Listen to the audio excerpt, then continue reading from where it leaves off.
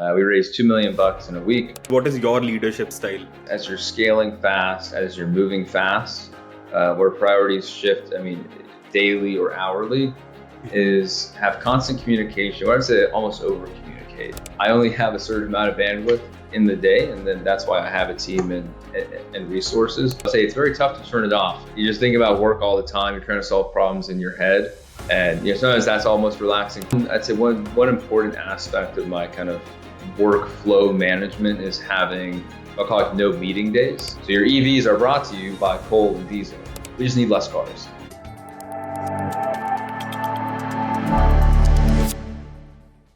Hello everyone, welcome to another episode of Biz Up. Today I have with me co-founder and CEO of Maverick, Mr. Jesse Evans. Maverick is a YC-backed startup, and today I think we are going to have a really interesting conversation with Jesse. Hi Jesse, how are you? Thank you so much for joining. Yeah, thank you so much for the invite. Doing well. Looking forward to the conversation. Okay, perfect. So Jesse, let's just start with for our viewers, can you just explain what Maverick does? Yeah, so Maverick is focused on extracting the most critical resources needed for industry in the natural resources space. We focus on extracting metal from hard to extract ore in the mining and the metal space, and we have an energy division that we work on making the oil and gas industry more efficient, but also we can turn basically these old oil wells into mini mines. So we're able to break down the rock underground, take out the metal, and make the wells more efficient.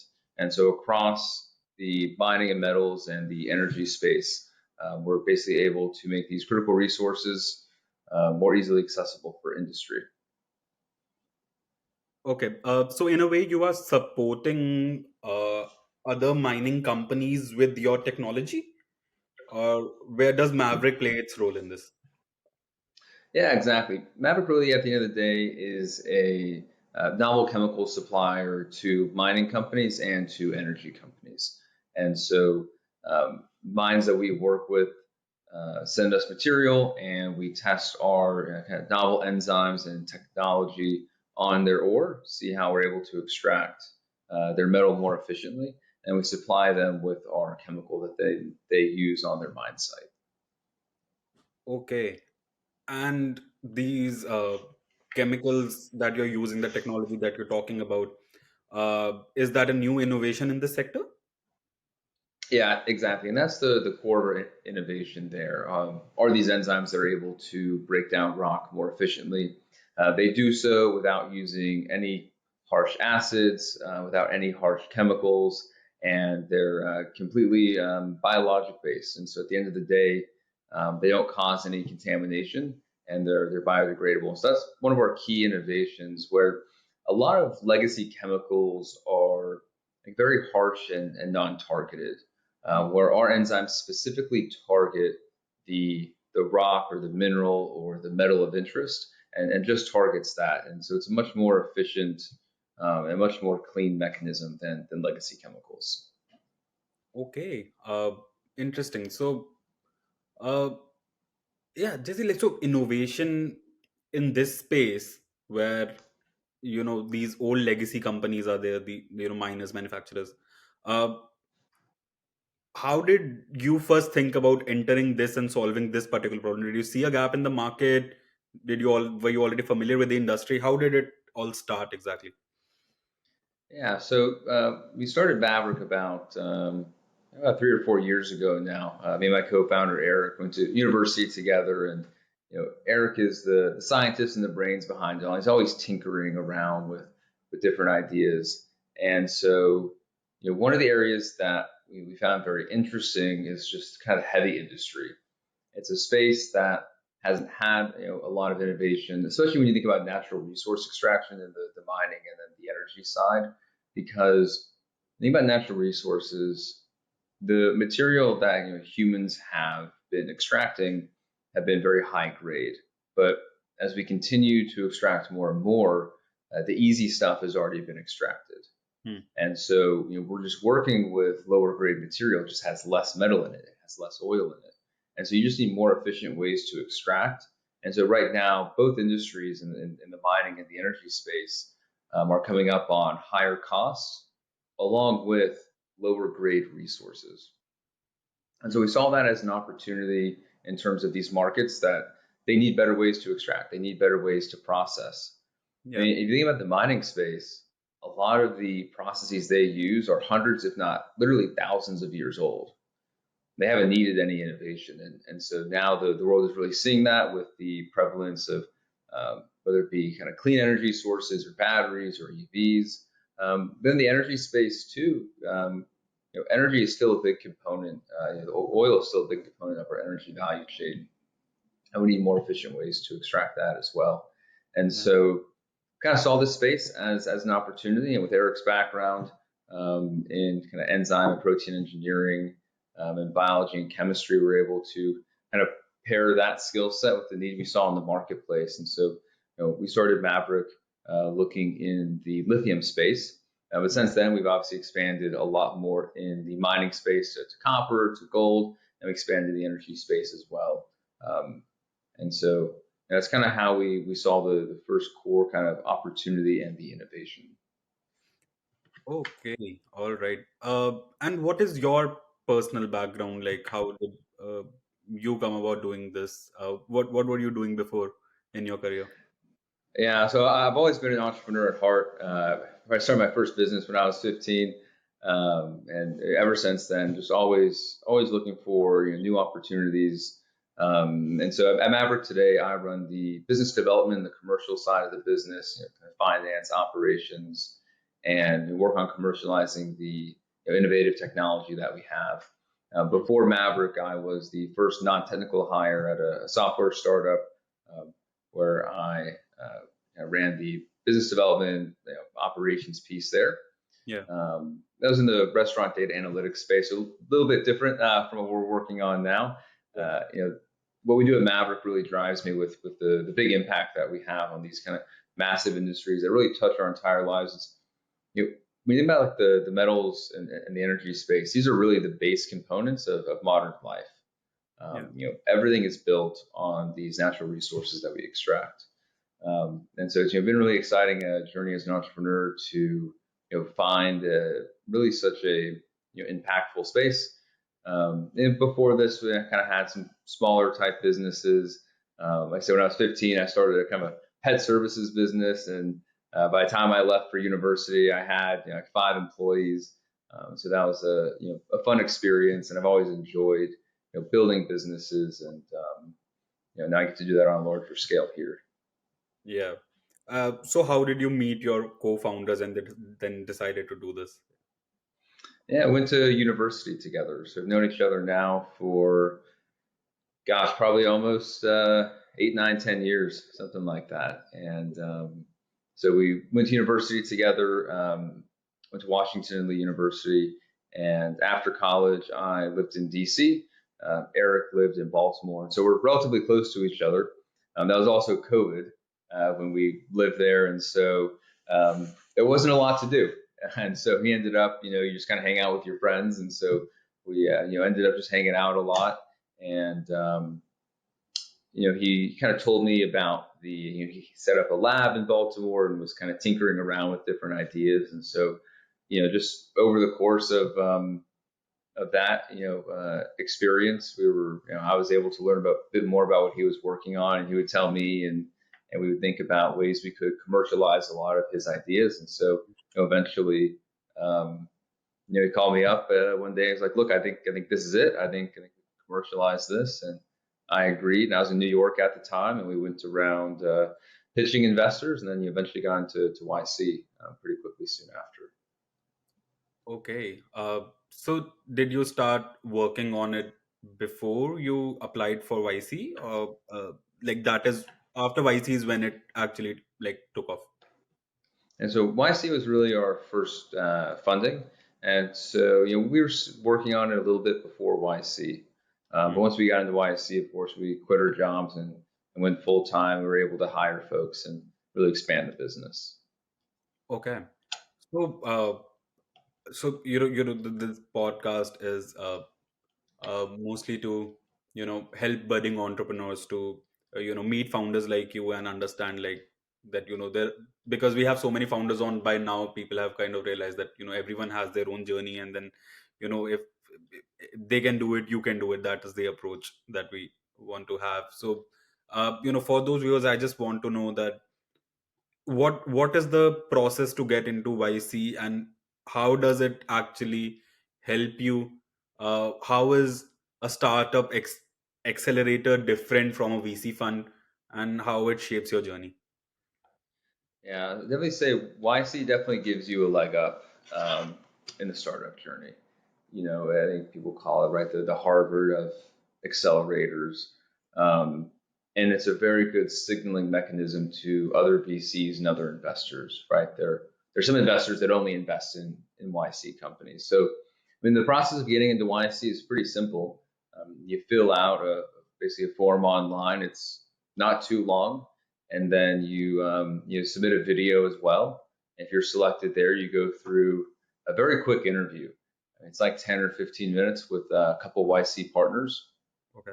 And then basically they tell you like within 24 hours.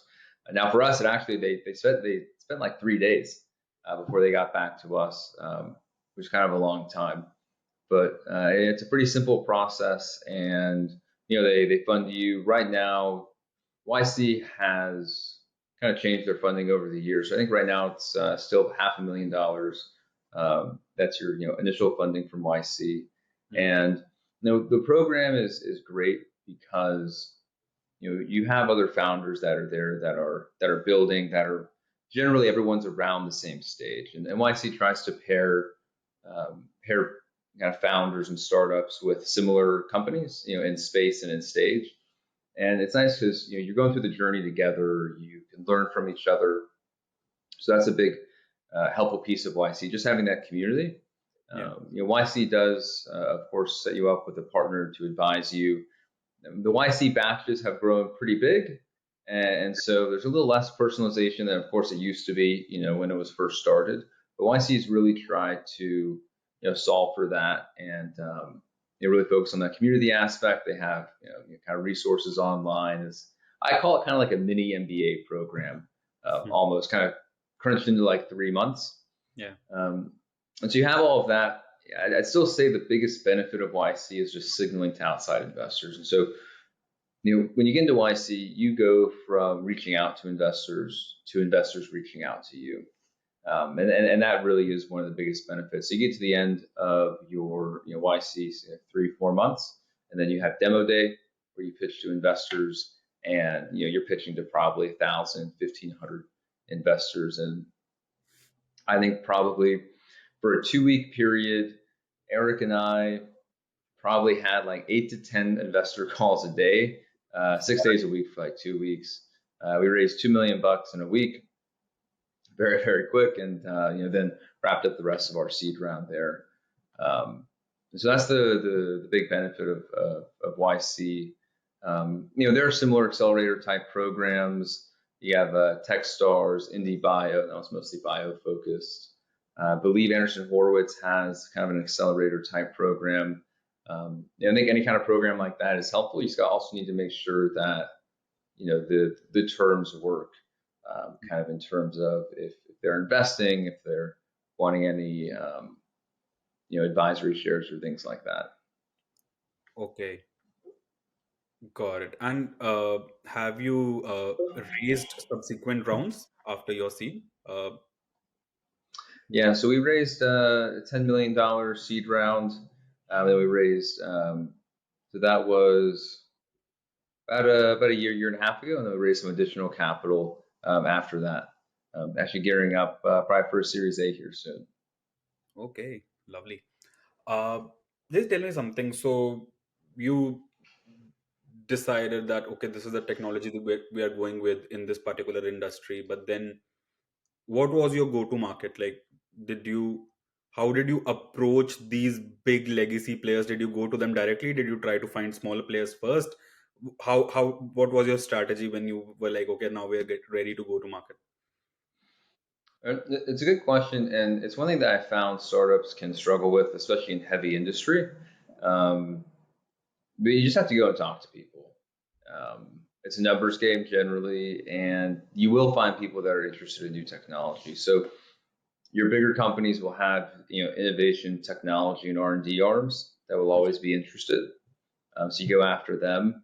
I mean, in the industries we work in, a small player is like, a small multi-$100 million mine versus Yeah. a, multi-billion-dollar mine. So, you're still talking about massive companies at the end of the day. And so you just go to conferences, you reach out to people, LinkedIn, email, phone call, and it's just a numbers game. And you have to work at it. You have to concisely tell your story, tell your value to that person, that company, Hmm. and you'll find people that are receptive. Yeah.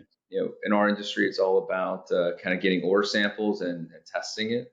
The industries are very slow. The mining space, the energy space, and oil and gas is a bit faster. Mm. But still, you need to make sure you provide them, concise value in what you're bringing them, Yeah. and you'll be able to find it. Or a go-to-market strategy is, and that what kind of I describe is more like your seed stage, right? Go-to-market, and now we have a pretty complex go-to-market strategy with a dozen different products and half a dozen different sub-markets.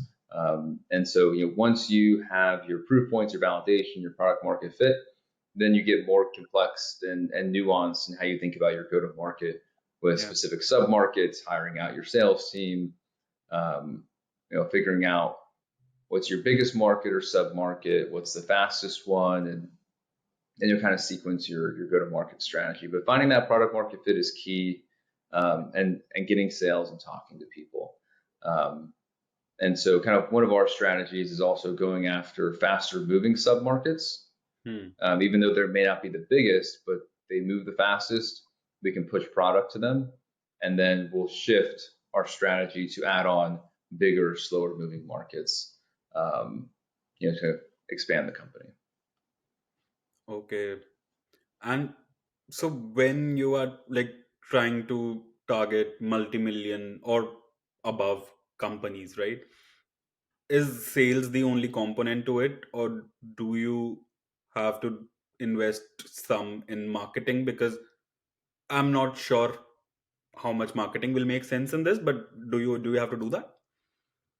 For a company like us, marketing in the kind of traditional sense is not really where we put a lot of resources. Yeah.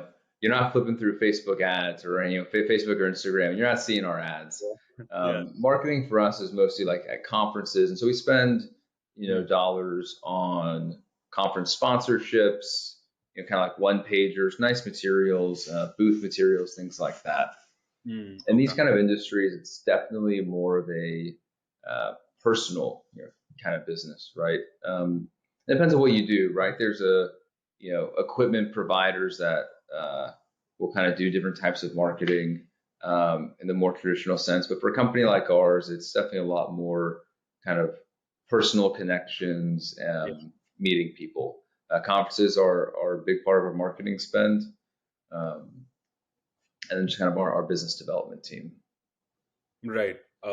So it's mostly a dedicated sales team going to different conferences, trying to build out those relationships, and then playing that out. Yeah, that makes sense. Exactly. Uh, so, uh, how like so when a deal is finally struck, right? So it's a big deal, right? So what is the size of deals that you get? Is that also in millions, right? Or Yeah, a lot of the time these deals are very big, and sometimes they're not as simple as product sales. So we have explored larger deals like joint ventures before, Mhm. with some kind of larger capital dollars being contributed by a partner. We've explored joint development agreements and just kind of traditional product sales. Yeah. Um, and so, right now we actually have more product sales than the company can fulfill. So we're in a very good place. We're scaling up our production, trying to meet that, meet that customer demand. Yeah. Um, when Good you think problem. about kind of, it's a good problem to have. It's a good problem to have, which we're we have a great team that supports us and Yeah. that's getting customers interested. Um, and so that's on the energy side of our business that moves faster. Many about the oil and gas industry, a company may have 1,000 wells. And Hmm. so they're okay to try a new product on one well. Maybe it's an unproductive well. Hey, you mess it up, not a big deal. I was going to close that well anyways. In the mining industry, they're a lot slower to move because they don't have 1,000 mines; they have five, Ah, and that mine is a complex, multi-billion-dollar operation. And if you want to change any unit operation of that, you have to go through rigorous testing and processes. And so those kind of deals are piecemeal kind of testing and development, where these companies will provide you some smaller dollars to test in your lab, and then do some third-party testing, and then you scale it up. You do bigger testing, um, and they do some testing, and then you bring it on their mine site. So it's a multi-year process. Um, and these companies do. Some companies do support you in terms of kind of project, payments. Some companies don't, and depending on the cycles in the mining industry, it is a commodity space that is, depending on which metal you work in, can be quite variable. yeah. Um, and so kind of there are these different go-to-market pieces in both of these. But your contracts, when you think about mining, are tens of hundreds of millions of dollars. So they just take a lot longer to close. Yeah. Yeah. Makes sense. So, I mean, while you're talking about these projects, right? So in these projects, like sometimes it would happen that the process and the uh, how do I say that the chemistry of it, like if it does not work on a particular site in a particular project, you might have to do a lot of iterations, right? Mm-hmm. Uh, Yep. so, but to do iterations when it's not like a SaaS product, but it is actually actual chemistry, is isn't the so how long is that process? Like that iteration would take months, I feel, right? Depending on the complexity of the material we're working with, we've had some that are quicker than others. And of Mm, course, our lab has different tools, especially with kind of new AI models. We're able to move a bit faster. mm. Um, but yeah, look, it's the physical world, physical science. Yeah, it's not just software. You can't just add a button. Yeah. Here, we're doing, chemistry and engineering and genetic engineering. Um, and yeah, some experiments just take days. And if you need to iterate on multiple of those, then it just takes some time. Yeah. Um, Especially when you think of the copper heap leaching world, which is one of our biggest markets, Hmm. those experiments can take 30 days, 45 days, 60 days. And so, if you want to iterate on them, you can't do the next experiment for 30 more days or 60 more days, or you can run a bunch in parallel and try to save you time. Yeah. So that is part of the R&D cycle. Just takes time for a lot of these projects. So we try to do as much what we call like quick testing work up front, whether it be we call it desktop work, was where kind of the science team will just look and analyze the situation and see if our process will work, Hmm. um, and try to do as much work up front as possible to see if we can save lab time. Right. Right. And so it seems like you have uh, a lot of varied departments going, because like which is usually not the case with most companies that like I also talk to. Uh, so you handling, you have engineers, and then you have people on ground, then you have your sales team, then you like, so how do you like manage each of the teams? What is your leadership style exactly? Yeah, so it's definitely a big organization in terms of a lot of these different components, like you Yeah. said. Um, the most important thing as you're scaling fast, as you're moving fast, where priorities shift, I mean, daily or hourly, is have constant communication. Or I'd say almost over communicate. Um, you need to over communicate to your team. And what I tell my team too is it's very important is you need to manage up. And this is not to say feedback for anyone that is even working for a manager. You got to manage up as well. So over communicate with your manager, your boss, and your team. Mm. Um, because I can be pulled in all sort of different directions, and maybe I'll miss something. But if my people manage up and they say, "Hey, I just want to confirm this with you. Just want to confirm this with you." It's really important to have that just over communicative environment. And even me on my side, I over communicate with my board as well.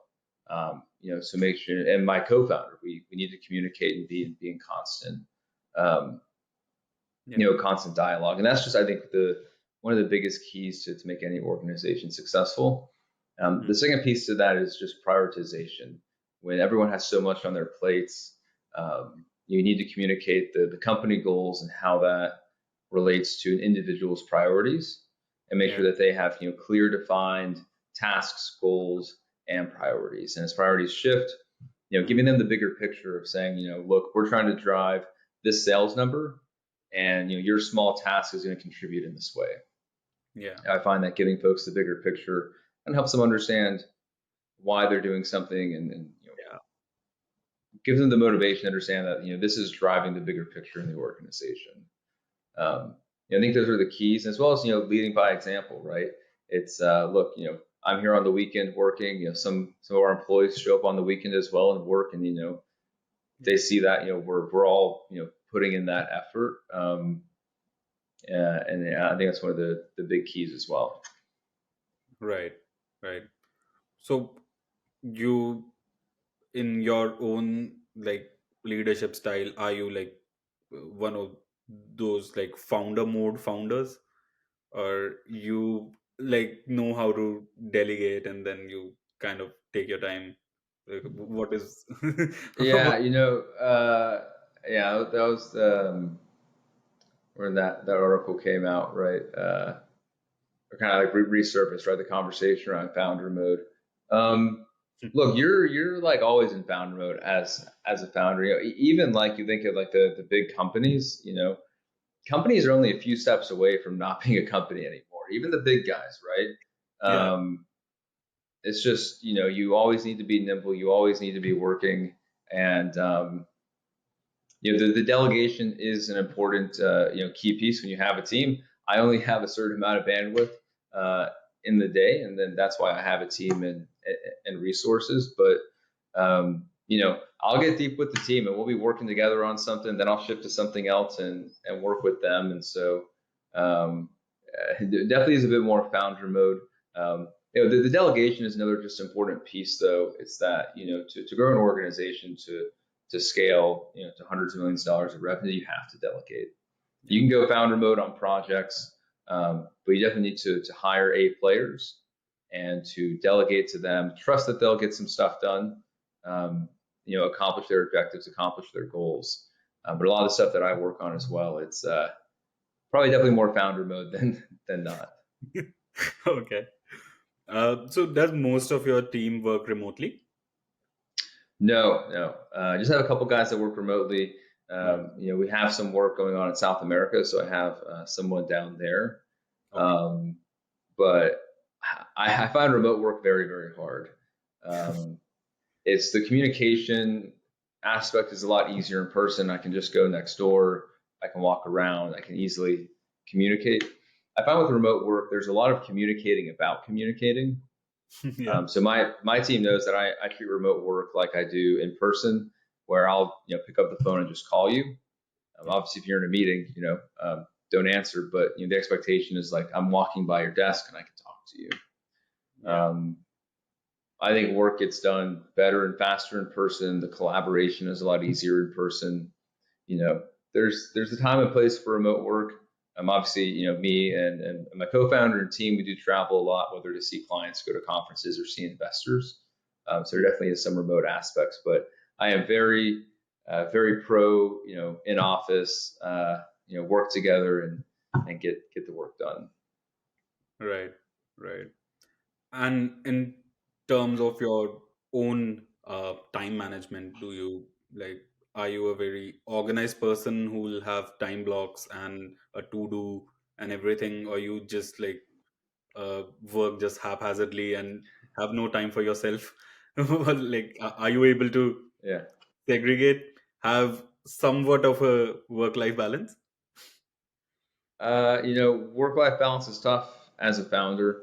I do think it's important to have some segment of time where you have, whether it is your hobby or the thing that you like. I mean, for me, um, I have triathlons that I like to do.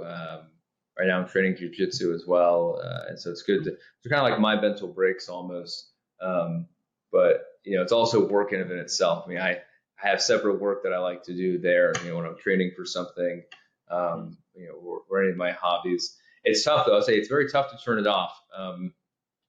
You know, uh, you just think about work all the time. You're trying to solve problems in your head. Um, and sometimes that's almost relaxing for me. I mean, I'll be at a concert, enjoying the concert, but just kind of thinking about the most recent problem in my head, kind of going through. I always run through a bunch of different scenarios, and I'll write a quick note in my phone, and I say, okay, I think that this is the right path, and I'll look at it the next day and kind of see how I felt about it. So that's just kind of how my brain works, always on. I do think it's healthy to try to turn it off sometimes, but it's hard. Um, I played around with a bunch of different kind of task management systems and softwares and methods. I mean, now I'm kind of like old school notebook, um, but I have my team. I have an assistant that helps out in terms of tracking high priority tasks. Of course, have my team as well help me. And just need to knock out the high priority tasks, and one of the keys is just execution on Yeah. all tasks. And so yeah, I played around with the time blocks. I'd say one important aspect of my kind of workflow management is having, I'll call it, no meeting days. So I have a couple days where I try to stack all my meetings, and then I try to have 2 days a week that I have no external meetings, Hmm. maybe a couple internal meetings, um, and maybe only a super high priority meeting. I'll try to put on those days, and it's nice to just have no interrupted workflow. I can work on long problems and not have any interruption to that. I think that's one of the keys. No matter kind of what like task management system or software or tracking you have, just having a day of no meetings. Um, I tell that to my team as well. Guys, try to have one day where you have no external meetings. Obviously, for the business development guys, it's a bit tougher, um, but that's a key that's helped me. And my co-founder does the same thing. Yeah. Yeah. So, it's a very kind of interesting industry that you work in, although it is usually not considered a very sexy business, right? So, Yeah. while now that you have entered this, where do you think it is probably going in the next 10 years in terms of technology and innovation? Like, for example, you are trying to do innovation with the chemistry of it and trying to extract rare metals. hmm Do you think AI is going to play a role in this industry? Do you think some other technology innovation is probably going to come in the next 10, 15 years? Yeah, I'm really excited about just automation in general in the industry. Hmm. Our industry is like at the very basic level, you're blowing up rock. You are taking big rock, making it small rock, and then taking very tiny things out of then that rock, right?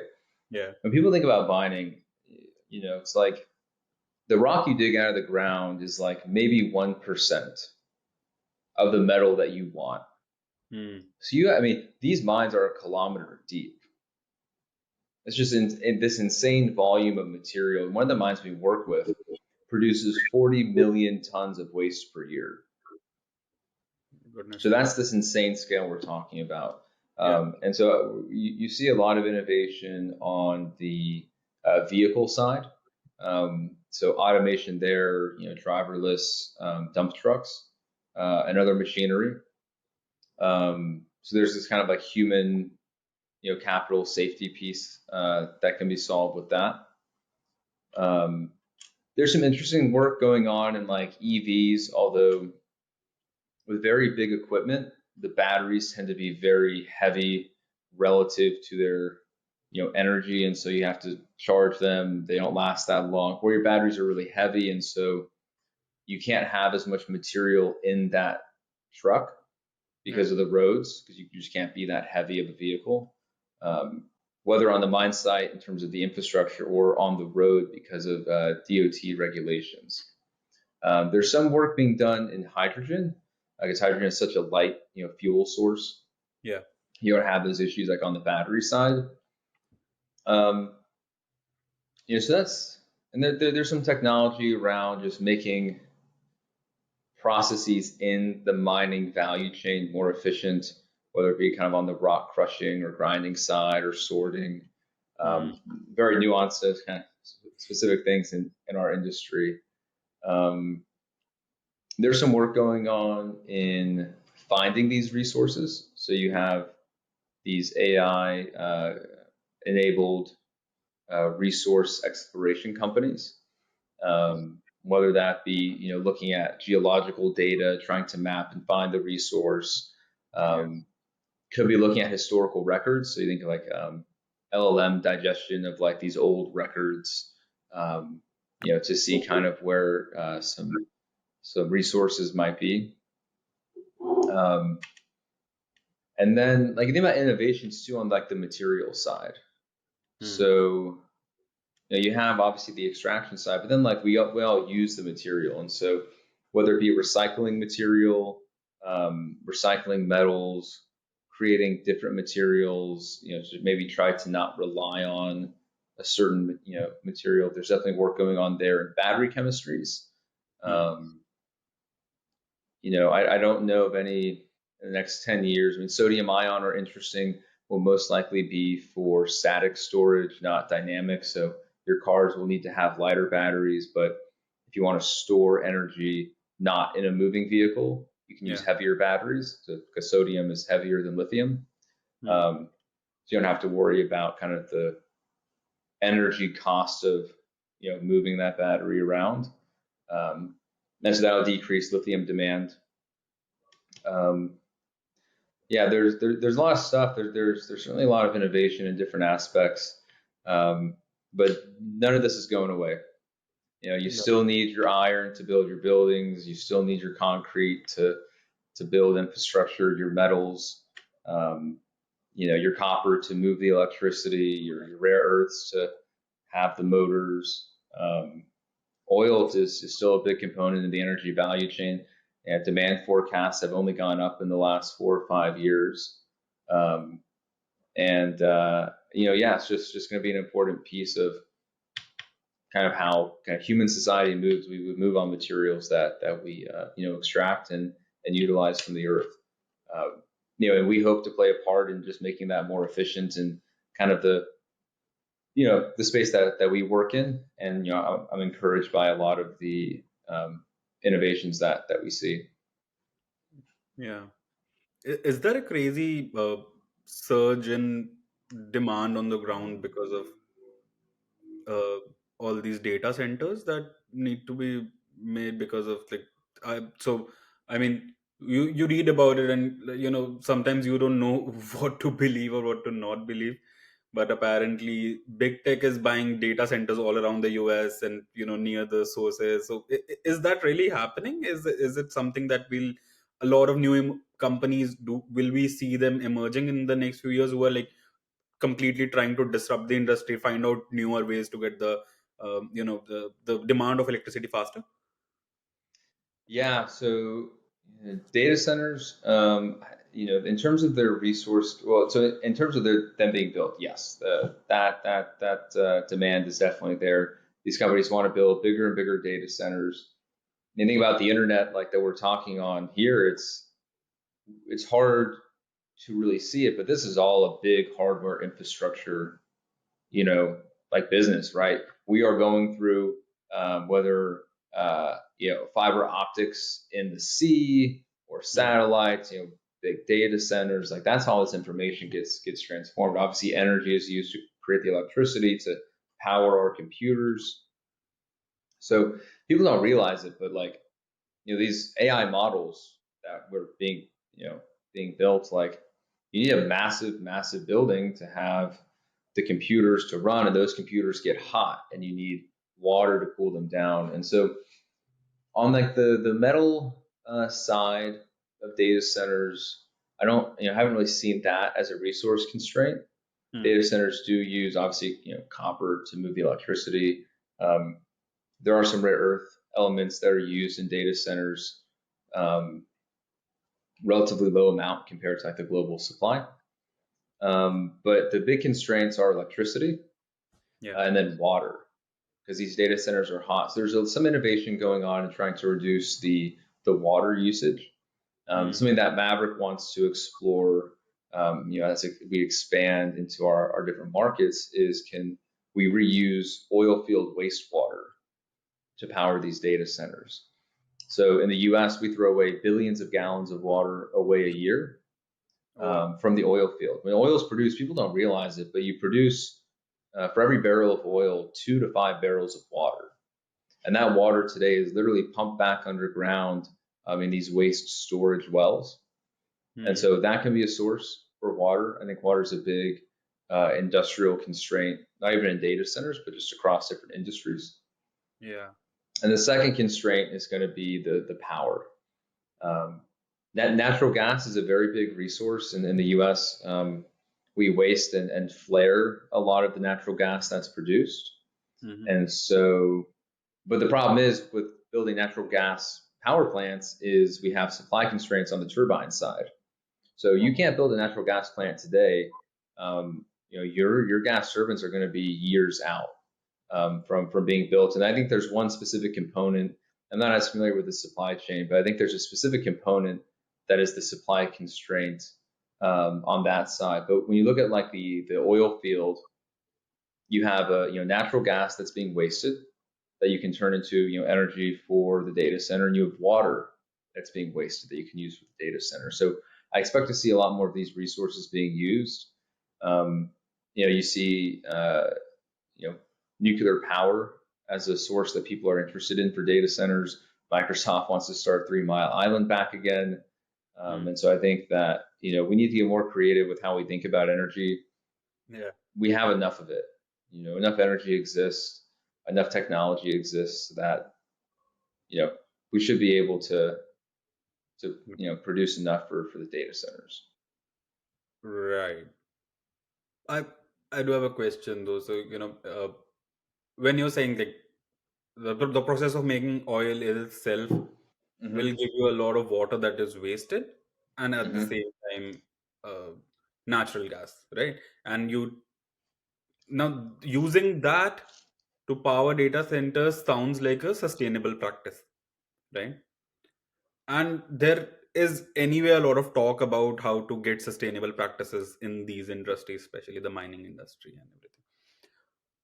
But do you think this enough surge that we will see in demand now, are people going to is it going to push people more towards sustainability, or is just going to create a crazy atmosphere where no one gives a shit about anything and we just need energy?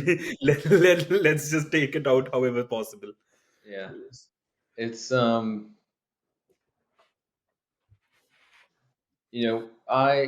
I think about this a lot, around sustainability and the entire energy value chain. There's only so much that one company can do, and what Maverick wants to do is we're really good at on the extraction side, we're focused there. I would love to see no mines, no big holes in the ground, turn oil wells into mines, right? Can we take out metal like we do oil, Mhm. not build these big holes in the ground? I think that's sustainable. Um, the world needs energy. You have supply constraints in different areas. You have regulatory constraints. I'm very pro nuclear energy. In fact, oil field wastewater has a lot of uranium in it that we could use. Today, again, it's still wasted. Um, and it's going to take multiple sources of energy to power everything that we need. At the end of the day, for humans to live, we use electricity, and we need energy to do that, whether it be from oil and gas, nuclear power, wind, solar, etc. Yeah. You're going to need all of it. Um, there's a lot of waste though. Like this natural gas, it's being wasted and burned. Yeah. Um, and so, yes, that does create right emissions, but it's a waste source today. So why don't we just use that to power data centers? Why don't we try to use that to get that natural gas to like an LNG facility here? We need to build more pipelines, Yeah. and so you can avoid a lot of that infrastructure by building like behind the meter turbines for data centers. Um, I certainly think some people may kind of have that view of like we just need energy. I don't care where it comes from. Um, I say in the U.S., operating costs are rising for these unconventional shale reserves, and Mm. so the industry needs more, um, innovation in terms of utilizing those resources. But both in metals and in energy, they're very inefficient. Yeah. So there's tons of metals that are trapped in waste, and so that's one of our targets. But you think about the shale oil that the U.S. mostly produces, Right. we only get 10 to 20% of the oil out. Mm. There's still 80 to 90% still left in. And so, kind of one of the things I think about is why do we have to drill new wells? If we have more efficient extraction technology to utilize the wells we have, we can reduce fracking, we can reduce, drilling new wells. Yeah. And so, is that sustainable in and of itself to reduce the, capital that we have to put in to drill these new wells, to utilize the resources that we have? Yeah. Same thing in the mining space. Can we utilize the waste that we have on the surface? They literally mountains. I told you 40 million tons of waste a year. That still has copper, gold, molybdenum, critical metals Yeah. that we can use. So I really think that it takes all these energy sources, and it can be you can be fatalistic sometimes about it too. Just the world needs more power, and people are going to try to get the cheapest power they can. Um, so yeah, I don't know. I'm just trying to make I'm trying to make the pieces of the energy chain just more efficient in the areas that we work in. Yeah. And so, since you do work closely with these companies, do you think these companies themselves are motivated enough to make this change right now? Do you think it will require government intervention? Do you think it just requires new people to come up with better solutions? Like, or the mix of everything? I don't know. So, It's probably a mix of everything. When we talk to companies, you got to start first and foremost with the bottom line. yeah. There are some people, some companies that do have mandates around sustainability, but at the end of the day, you can't get around kind of the capital system that we have. Um, you know, we can take metals out of waste, but we have to do it in an efficient way. People can't lose money on that, no matter how sustainable it is. And so, that's what we tell our team. We go, look, first and foremost, it's extracting resources in an efficient way, and we need to do so in a sustainable way. Mm. But if you do so too expensively, these companies aren't going to buy. There certainly is motivation to utilize resources more efficiently, which I think is an aspect of sustainability, right? You want to use the resources we have more efficiently, Yeah. but that also means you have to do so profitably for these companies to really use you. Yeah. Yeah. Exactly. I think. I think like even with I don't think any government will also intervene when it at the end of the day not getting the companies their bottom line. So it might be a slow process, slower than what a lot of people might want. And yeah. So have you ever like since you work in this industry, uh, have you met people who question you on the ethics of it all? In terms of, Like the industry itself, like people don't like mining, right? Like so. yeah, I mean, people in the industry understand it. People outside the industry, Hmm. um, that don't understand it have. Yeah, I've gotten in many conversations with folks again outside the industry. If you're in the industry, you understand how it works. You understand how Yeah. critical this is. But you know, I'll give you an example on like the lithium side, right? So you think lithium and batteries are so green. And I don't want to sound fatalistic about this. Lithium is a space that we work in, that we're trying to make better. You Yeah. still have to dig a big hole in the ground. You have to dig up a lot of land and habitat. That rock is 3% lithium by weight. You take that rock, you crush it up in Australia, Yeah. you transport it to the coast, you put that rock in a ship that's powered by diesel, you ship that to China. That rock is heated to 1,000 degrees Celsius with coal. Then you pour sulfuric acid on that, create lithium sulfate, you further process that, you put that in a battery, then you ship that battery to America Yeah. on diesel ships. So your EVs are brought to you by coal and diesel, right? Yeah. That's sustainable. And so, it's where we fit in is trying to reduce that coal piece, so the heating of it. We want to try to reduce the emissions there, make that process more efficient, and also reuse the waste, for lithium, specifically. Yeah. So, am I supporting the mines? Like, yes, but these mines are going to have to be dug. Demand wants EVs, and you need lithium. So I'm going to do my part in trying to make, my unit operations of the specific piece that I focus on more efficient, the Yeah. extraction piece. I had a conversation with someone last year about this where I kind of explained this to them, and she's like, well, people just need to drive less. We just need less cars. Well, there's only so much I can do about that, right? And Yeah. I'm trying to use the technology that I have to make this more efficient. Yeah. And there are things, and there's certainly ideas that I have kind of mass societal change, but and maybe I'm fatalistic about it, but it's really hard to do. So, you know, now, not that it's hard that we shouldn't do it, but can we make these unit operations better? Can we make the specific pieces better? Um, would I love people to maybe drive less? I don't know. Sure, I love my car. I love driving. America is huge, and we need cars to get around. Can we make public transportation better? Sure, maybe. And that same person that had that conversation with me, we were in Milwaukee, which is a city Yeah. up north, and she was going to Chicago to go fly, and she took an Uber instead of the train. Hmm. And so it's like, look, you need to start with yourself, right? Like you could hop on the train that takes a little bit longer, it's your public transportation, or you hopped in the car.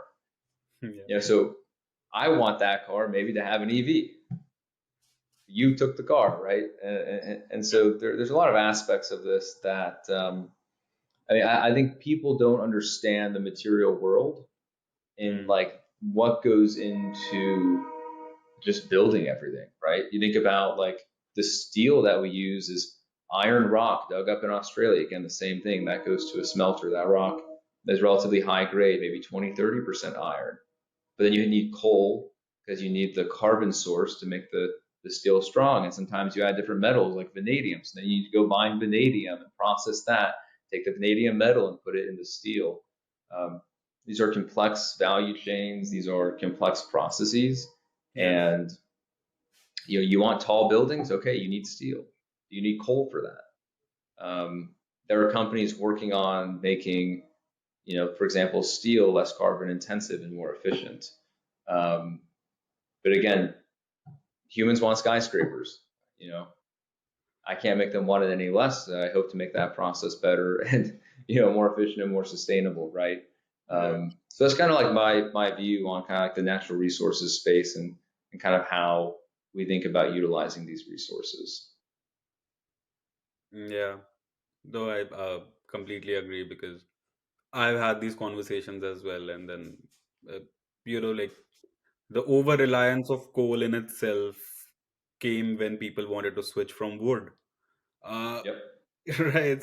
And then now I know people talking about like we will not even use Chat GPT because water.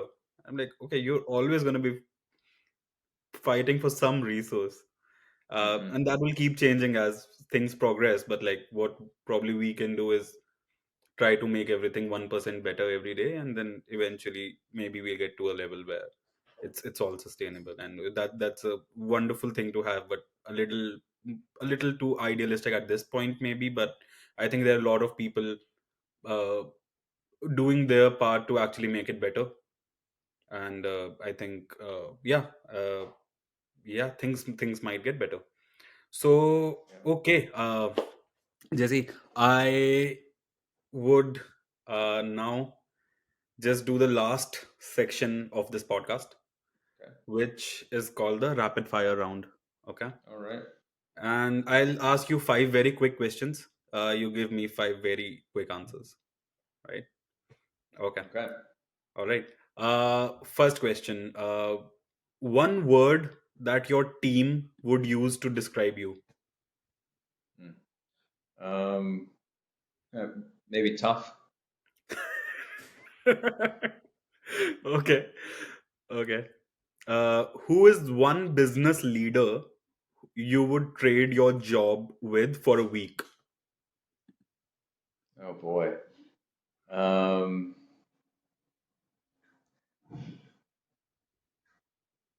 they said rapid fire. I'm not going fast on these, but That's great. business leader.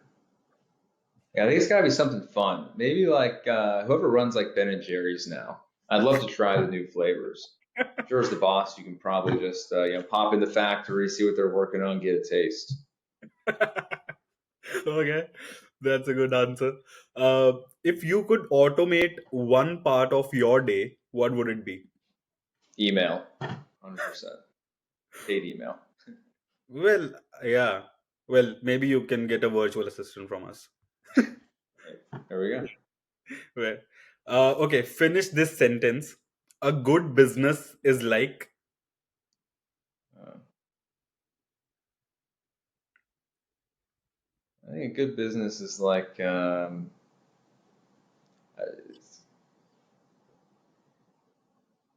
it's like I think it's like your wife. You know, you have good moments, most of them are good, and you have some tough times and you work it out, and you have that vision to the future and you're going to be with it forever. And you solve the problems, and you know you keep going forward. Yeah, so like marriage. Yeah, like marriage. Yes. Like marriage. Okay. Are you married, by the way? No. No, not yet. Okay. Well, you've done one part of it. The business part of it is done.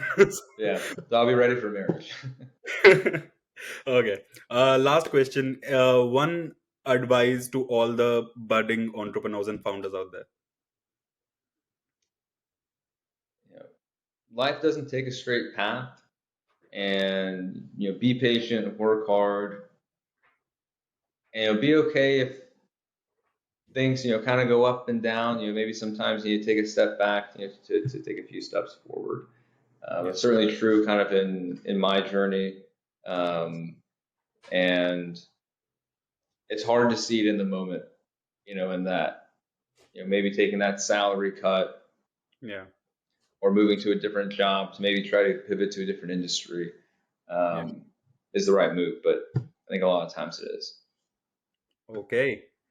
All right. Well, great answers, Jesse. But before I let you go, I just thought about another question, so I might just Okay. ask. Uh, so, so I'm from marketing, right? So it is very interesting to me. That's why I want to ask this. Is that so in an industry like you, uh, right? This in this industry where, like we said, there is probably no GTM or marketing, but mostly, multi-million dollar deals and sales. But is there still a need for like certain kind of a brand positioning in terms of the values that your company has?